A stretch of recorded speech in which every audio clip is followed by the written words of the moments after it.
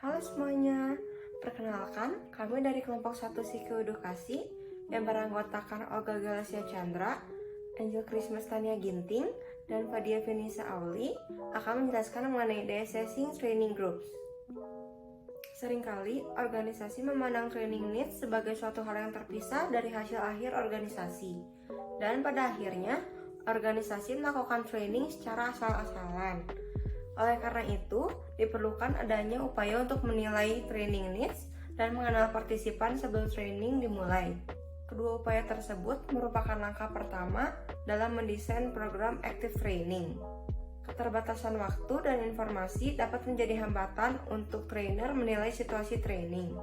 Sehingga untuk memperoleh informasi yang kurang, trainer dapat menanyakan hal berikut pada peserta training. Pertama, apa jenis peran dan tugas yang dilakukan oleh peserta yang dituju? Kompetensi apa yang dibutuhkan oleh peran dan tugas ini? Kedua, berapa banyak peserta yang akan mengikuti training? Ketiga, seberapa familiar peserta dengan materi program training? Keempat, apa usia, jenis kelamin, atau faktor deskriptif penting dari para peserta? Kelima, apa sikap dan keyakinan peserta mengenai topik training? Keenam, apa keberhasilan dan permasalahan yang dihadapi peserta? Ketujuh, apa tingkatan kompetensi peserta? Kedelapan, apakah training bersifat sukarela atau wajib diikuti? Kesembilan, seberapa baik para peserta mengenal satu dengan yang lainnya? Kesepuluh, jika ada, apa harapan supervisor peserta terkait dengan program training? Selanjutnya, kita akan membahas mengenai mengapa asesmen perlu dilakukan. Terkadang, program training dianggap dapat menjadi solusi dalam menghadapi permasalahan dalam organisasi. Menurut Gilbert 1996, hal tersebut dikarenakan oleh: pertama, ekspektasi kinerja yang tidak jelas dan umpan balik kinerja yang buruk. Kedua, kurangnya alat, sumber daya, dan bahan untuk melakukan pekerjaan. Ketiga, dana dan reward lainnya yang tidak memadai. Keempat, ketidaksesuaian antara keterampilan dan persyaratan pekerjaan. Dan yang terakhir, kurangnya jaminan keamanan kerja. Sehingga dibutuhkan proses asesmen yang melibatkan 3 langkah. Yang pertama, tentukan permasalahan dengan mewawancarai klien, mengungkap permasalahan yang mendasari, dan mengidentifikasi pemangku kepentingan utama. Yang kedua, konfirmasi permasalahan dengan mewawancarai kepentingan pemangku serta menilai efek dari permasalahan yang ada. Yang ketiga, mencari solusi dengan mengidentifikasi kemungkinan tindakan serta mendapatkan konsensus tentang rencana tindakan. Jika permasalahan dalam organisasi dapat diselesaikan oleh adanya training, maka beberapa bentuk asesmen diperlukan untuk dapat membantu menentukan konten training. Misalnya melalui asesmen, trainer dapat merancangkan program training sesuai dengan kebutuhan peserta. Berikut salah satu contoh bagaimana asesmen dilakukan sebelum program training. Seorang manajer bank merasa bahwa customer service yang ada membutuhkan training mengenai pengetahuan produk. Survei mengungkapkan bahwa customer service tersebut juga membutuhkan training mengenai cara menjual produk bank kepada calon nasabah. Training diterima dengan baik oleh para peserta dan terjadi peningkatan pada angka penjualan di bank tersebut. Selain itu, asesmen juga dapat mengembangkan hubungan antara trainer dengan peserta sebelum training dimulai. Trainer dapat memperkenalkan dirinya dan menyampaikan rancangan program pelatihan melalui kuesioner, telepon, email, atau bertemu secara langsung. Berikut adalah salah satu contohnya. Seorang konsultan training diminta untuk mengadakan sebuah kursus mengenai perubahan organisasi untuk tim manajemen di sebuah perusahaan asuransi. Ketika mengetahui bahwa beberapa anggota sangat menentang kursus tersebut, konsultan mengatur sebuah pertemuan sebelum training dimulai agar mendapatkan kepercayaan dan minat mereka untuk mengikuti training. Konsultan tersebut mengklarifikasi agenda kursus dan menanggapi keprihatinan anggota. Kesimpulannya, terdapat 3 alasan utama untuk melakukan asesmen sebelum program training dimulai. Yang pertama, membantu trainer untuk menentukan konten training. Yang kedua, membantu trainer untuk mendapatkan materi kasus. Dan yang ketiga, memberi kesempatan kepada trainer untuk dapat mengembangkan hubungan dengan peserta. Kemudian, terdapat beberapa informasi yang perlu dikumpulkan sebelum kita merancang sebuah program training.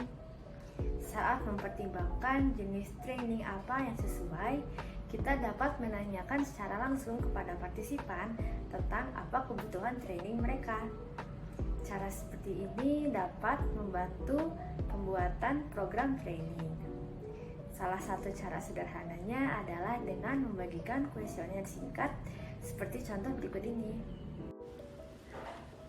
Kuesioner ini dibagikan kepada partisipan untuk mendapatkan informasi tentang apakah partisipan sebelumnya pernah mengikuti program stres manajemen, pandangan mereka tentang strategi penanganan stres, keinginan mereka untuk mempelajari hal-hal tentang penanganan stres, dan sebagainya. Hasil dari kuesioner ini akan membantu trainer dalam merancang programnya. Misalnya, sebuah departemen training menetapkan prosedur pengiriman kuesioner awal tentang pandangan suatu topik kepada semua peserta training mendatang. Kuesioner tersebut dapat berupa seperti yang dicontohkan berikut ini, yakni terdiri dari 3 pertanyaan dasar, yaitu apa harapan Anda pada pelatihan yang akan dijalani? Berdasarkan pada penjelasan training, bagaimana Anda merasa bahwa program ini membantu Anda dalam posisi Anda saat ini? Kemudian, apa tujuan atau kebutuhan lainnya yang Anda inginkan dari pelatihan ini? Formulir atau Di samping harapan partisipan, hal-hal lainnya pun perlu ditinjau, baik dari sisi partisipan tersebut maupun orang lain yang berkaitan. Hal yang paling utama adalah situasi kerja partisipan. Apa saja tanggung jawab mereka dalam posisi ini? Apa saja pekerjaan mereka dalam posisi ini? Kepada siapa mereka akan melapor serta berkomunikasi? Pada aspek apa dalam posisi mereka pengetahuan dan keterampilan yang sudah diajarkan dipraktikkan? Contohnya, apabila kita ingin mengadakan workshop tentang resolusi konflik, akan berbeda desain program yang dirancang jika kita mengetahui apakah sebagian besar partisipan merupakan korban atau sering mengalami situasi konflik tersebut atau tidak. Hal penting lainnya adalah informasi tentang pengetahuan, keterampilan, serta sikap partisipan berupa seberapa familiar partisipan dengan konten program training yang akan dirancang, berapa banyak kesempatan yang partisipan miliki untuk menggunakan keterampilan yang sudah dicontohkan kepadanya sebelumnya, serta bagaimana perasaan partisipan dengan konten program training tersebut. Misalnya, kita merancang program tentang keterampilan pembinaan dan konseling untuk para manajer. Akan bermanfaat untuk menilai keterampilan apa saja yang telah mereka kuasai tentang membina karyawan baru atau sikap terkait value apa saja yang mereka pegang saat melakukan konseling kepada karyawan bermasalah. Terakhir, akan sangat membantu apabila kita mengetahui kondisi apa saja yang dapat memengaruhi keterlibatan partisipan dalam mengikuti program training atau pelatihan. Seperti dukungan apa saja yang kemungkinan akan mereka terima dalam mempraktikkan hal-hal yang didapat dari program training. Apakah partisipan merasa khawatir apabila kemampuan mereka dibandingkan dengan partisipan lainnya? Apakah partisipan merasa bahwa mereka dikirim untuk mengikuti program training karena orang-orang merasa bahwa mereka perlu diobati? Kemudian, apakah partisipan familiar terhadap program training aktif seperti ini? Anggaplah, misalnya, bahwa kita diminta untuk mengadakan program pelatihan bagi karyawan dengan keterbatasan menulis. Tentu saja akan berguna untuk mengetahui apakah karyawan ini hanya dikirim ke program pelatihan dan bukannya didorong secara positif oleh atasan untuk meningkatkan keterampilan mereka.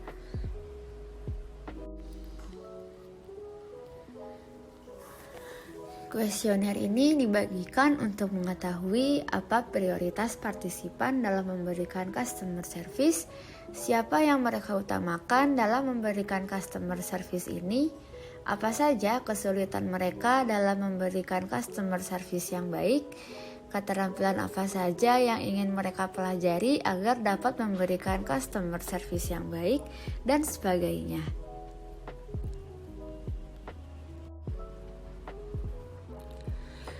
Kemudian kuesioner selanjutnya yakni dibagikan untuk mendapatkan informasi tentang apa saja keterampilan mengenai pekerjaan di bank yang telah mereka kuasai, pengetahuan mereka tentang sistem-sistem atau software perbankan, dan penilaian mereka tentang sistem aplikasi yang tengah diterapkan.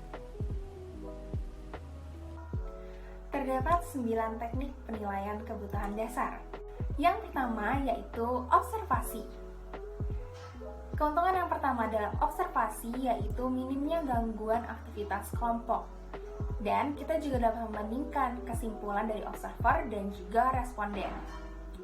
Dengan menggunakan observasi, tentunya kita membutuhkan observer yang terampil dalam bidangnya. Kemudian, kekurangan dari observasi tersendiri adalah aktivitas pengamatan berpotensi untuk dianggapnya sebagai mata-mata. Yang kedua adalah kuesioner. Kuesioner dapat dibuat dalam bentuk survei atau polling. Format pertanyaannya juga bisa berupa open-ended, forced choice, priority ranking, dan proyektif. Dengan menggunakan kuesioner, kita mampu menjangkau banyak orang dalam waktu yang singkat, biaya yang murah, dan data mudah untuk diringkas.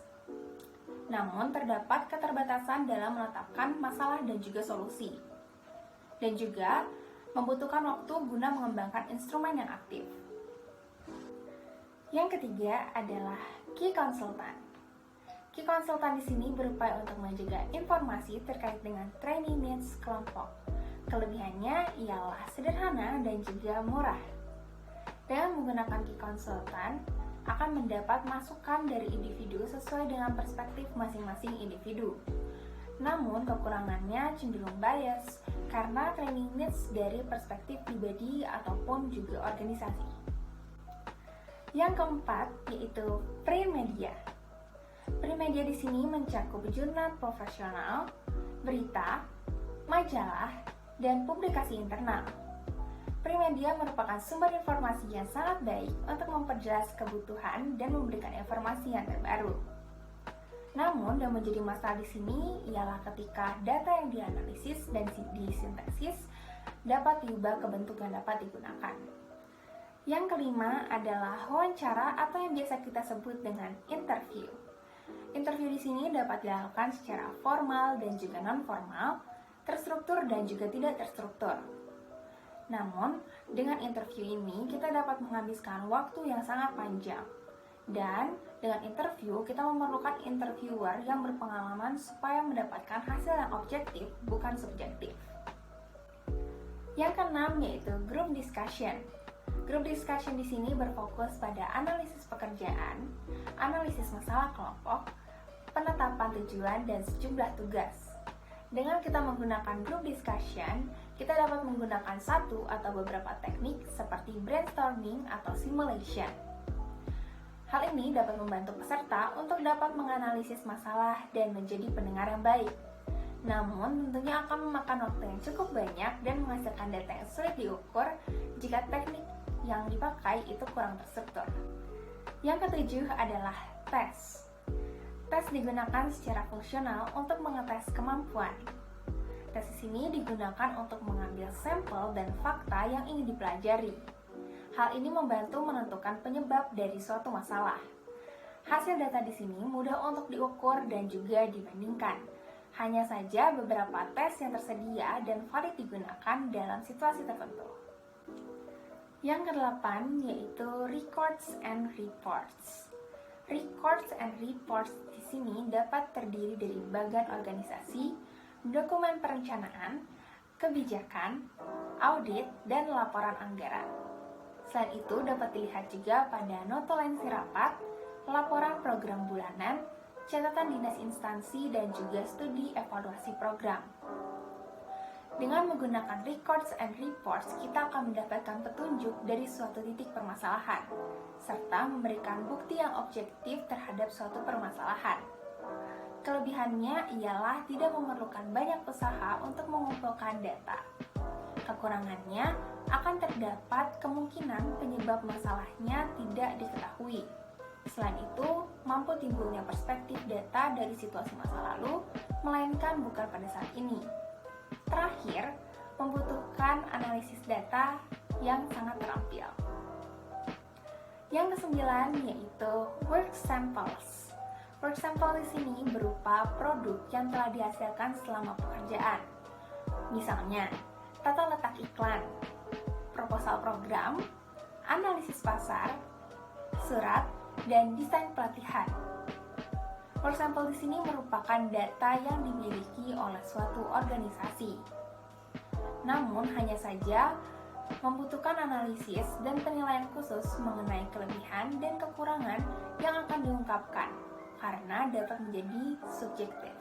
Kesembilan teknik tersebut dapat dengan mudah digabungkan. Berikut adalah contoh cara penggunaan beberapa teknik untuk dapat mengumpulkan informasi training needs. Seorang presiden perusahaan kredit ingin membuat team building program untuk tim manajemennya yang berjumlah 12 orang, sehingga presiden tersebut menghubungi trainer. Pertama-tama, trainer mewawancarai presiden beserta 3 wakil presiden untuk mengetahui permasalahan yang sedang dihadapi seluruh tim manajemen dan juga merancang sebuah kuesioner yang akan diberikan kepada tim tersebut. Item pertanyaan ditulis menggunakan bahasa yang mudah dimengerti. Dari data yang diperoleh dari laporan, wawancara, dan kuesioner, trainer menemukan terdapat 2 masalah. Yang pertama, kurangnya pemahaman tentang kebutuhan masing-masing anggota tim, dan yang kedua, rapat tim yang buruk. Tes prakursus berikut ini bertujuan untuk mengetahui bagaimana trainer mempersiapkan, menyajikan, dan memaparkan materi kepada partisipan, serta sejauh mana pengetahuan trainer tentang materi yang disampaikannya. Dalam melakukan penilaian, tidak semua situasi ideal. Pasti saja akan terdapat hambatan untuk melakukan penilaian. Ketika masalah ini terjadi, cobalah untuk tidak berkecil hati. Tentunya, kita harus merancang program sesuai dengan sifat dan kebutuhan para peserta. Namun, hal ini dapat diupayakan dengan kemampuan untuk memperoleh informasi dengan cepat dan menyesuaikan desain yang sesuai. Berikut ada beberapa rekomendasi. Yang pertama, hubungi seseorang yang mungkin sudah familiar dengan para peserta dan tanyakan kepada orang tersebut 10 pertanyaan dasar yang tercantum di awal video. Yang kedua, hubungi beberapa peserta yang dikenal. Perkenalkan diri Anda dan ajukan beberapa pertanyaan utama kepada mereka. Kita dapat meminta kontak person untuk mengatur jadwal wawancara. Yang ketiga, kirimkan materi yang relevan. Relevan di sini bisa berdasarkan survei, catatan rapat, atau catatan lainnya. Yang keempat, hubungi trainer lain yang telah merancang program dengan kelompok tersebut untuk mendapatkan pendapat dan kesan mereka. Yang kelima, berkomunikasi dengan peserta yang datang lebih awal dan dapatkan informasi apapun yang dapat diketahui. Rancang beberapa kegiatan di awal program yang memungkinkan kita untuk membuat beberapa penilaian terhadap kelompok, semisalnya seperti ice breaking. Nah, gimana nih teman-teman semua? Sudah jauh lebih paham belum mengenai assessing the training groups? Yang perlu kita ketahui ialah langkah pertama yang dapat dilakukan guna membuat active training programs ialah dengan assessing the training groups. Mungkin sekian dari kelompok kami, semoga setiap pembahasan info-info serta tips and trik yang kami paparkan bisa berguna bagi teman-teman semuanya. Sekian dari kami, terima kasih.